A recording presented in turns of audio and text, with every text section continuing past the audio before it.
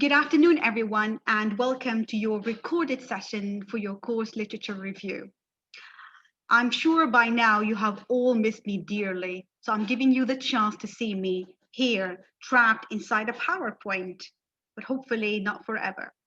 So, what is the purpose of today's session? It's very simple. Just to go over the same topic you introduced last week and you presented all as class in groups. The title of the PowerPoint, as you see, is Annotated Bibliography. And this is what I'm going to talk today about. I'm going to get you through the steps of creating this annotated bib, which will be the basics and the basis for your assignment number 3. Now, basically, assignment number 3 is built on assignment number 2. And I'm sure by now you've all received my feedback and comments on assignment number 2. And I want you to spend some time with your group, read my comments and feedback thoroughly to understand what you need to change, what you need to alter, add, or remove to your work. So let's get into business. The first thing is to remind you what is the meaning of annotated bibliography.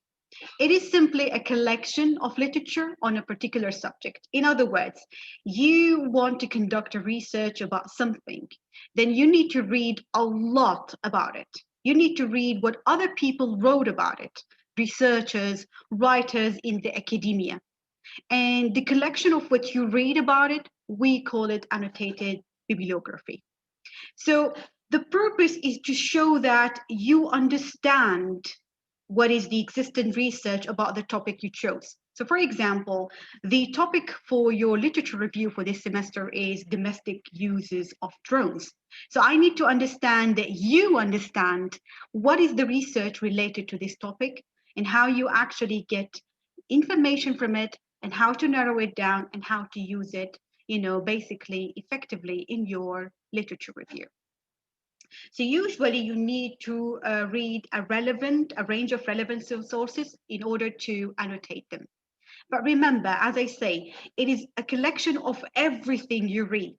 It is not necessarily everything you will reference at the end of your document, but it's actually everything that you read about it. Now, in this regard, if I want to make a comparison between bibliography and references, as you see in front of you, it refers, and here I'm talking about the bib, it refers to all the work consulted. You do not necessarily mention them all in your writing. It's everything you read about it. The final reference list that you have usually at the end of the topic is the one that you cite. And here I mean by citing, you're taking quote from the research, you are taking their ideas and you are paraphrasing them using your own words, you're taking ideas and you summarize them and you put them in your research. This is the part where you reference in the end. But sometimes you read a different number of research to understand more about it, but you do not necessarily use their words, use their ideas to include in your, research. So this is just a small comparison. So how to create your bibliography? You have first of all to create it as you go on. So you are reading more and more about your research. So every time you find a good article, course that is credible and relevant through AtPoly database, then you put it on the site. And here I'm emphasizing the use of the database provided by the Library of Abu Dhabi Polytechnic, because these are the places where you find credible and valid research articles. I've seen a lot of your work on assignment number 2, and I can tell you not everything you've included can be used. You have to be careful. And one way to guarantee it is to use the database provided by your academy.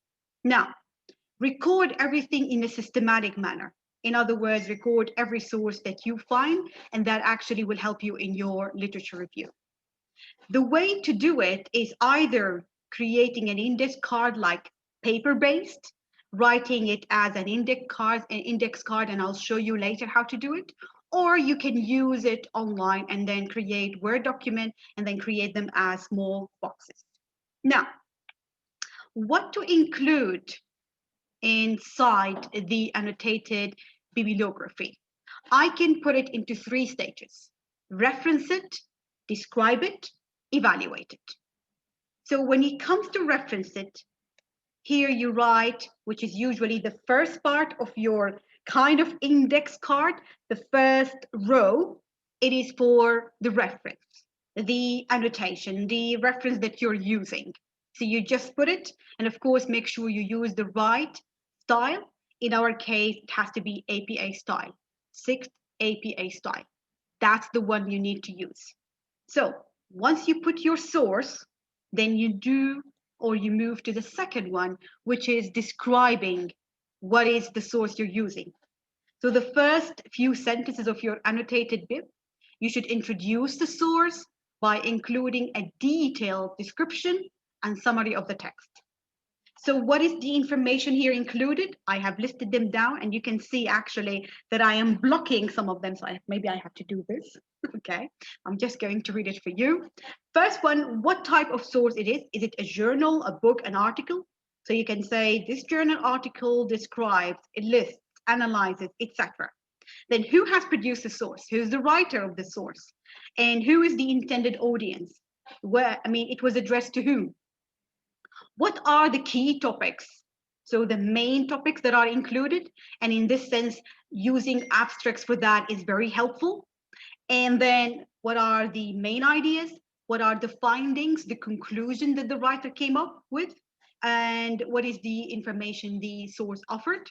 And then the other part, as you can see here, see I can move, is what evidence the research is actually providing to establish what they are actually going, or what they are saying about it. In other words, how do the writers, or how does the writer of this article paper, of this book chapter, is, what kind of evidence they're using to support their claim, their argument, their study. So this is in the section of describing. And remember, it is only a summary. So you shouldn't include like a page long kind of description. We're talking here about few lines. So reference it, describe it, and then the third stage would be to evaluate it. Here we see your analytical skills. In order to see whether you have critical reading and writing skills or not, you need to evaluate the source. Now, in order to do so, you need to answer again a number of questions. So you need to see whether the study is limited in some way or not. You've seen some of my comments on your assignment too. Sometimes I would comment that the findings are not clear, the aim is vague or not specific. This is something that actually you might include in that. So you might say that the aim of the study is a bit unclear, it is not specific, it is too generic, and so on. Or you might mention some of the limitations of the study, that it doesn't provide enough data to support what they're saying. Also, you need to evaluate their way of examining and collection of evidence. In other words, methodology. This is something that you all kind of confused. Not all, I'm being very general. Most of you confuse, which is, what is the purpose of a methodology? Methodology lists the methods, the ways the writer or writers use to collect their data. So you need to go through it. Was it done in a scientific manner, or was it just hypothesis and looking at different kind of literature with no direct method, or scientifically speaking? And of course, again, as you can see, are there any potential biases? In other words, is the writer biased against one side, or is he or she being objective? In other words, you'd have to see some clues about it.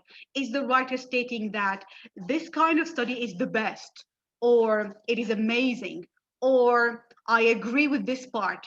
Usually researchers shouldn't do so. They should be very objective. So try to see if there are any kind of biases like that. So reference, describe, and then evaluate. And again, evaluation has to be a very general kind of evaluation, again, in a number of lines. So to give you more details, In the reference part, you mentioned the author, you mentioned the year, the title, the publication, and of course, if you're using an article, a journal article, you need to include the page number, the address, and again, I would prefer to see the DOI kind of number. Now, in the second part, which is describe it, you might do it something like that. You will just see the aim and the findings, the issues, etc., that are mentioned in the papers, and you can put the quote and the page number, or you can just paraphrase it using your own words. And I prefer paraphrasing because in this way it makes it clearer for me if you understand what you're doing or not. The third one is about the evaluated. So try to assess the source. Is it useful? What are the strengths and the weaknesses? Is the information reliable? Is it objective? What is the goal of the source? There should be, like all of what I'm saying, it has to be very clear in the article. Once you find that any of these are not clear or is not clear, that means the article maybe is not really that strong or is not that credible. So here is an example. Example number one, you notice at the very beginning, I have the citation in APA. Then I have the summary or the description provided in main points. You can see this is the section in here. And then the last section is the evaluation. So you see, this is a whole annotated bibliography for one source. Okay, this is another example in a different style. So this is, again, you can putting the annotation at the very beginning, the reference part. Then you can see the methodology, summary of findings, conclusion, all of these are description.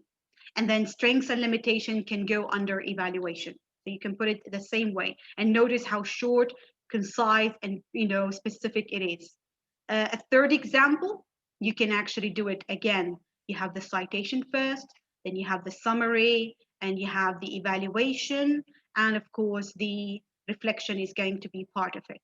And again, all together is no more than like 2 short paragraphs with the citation.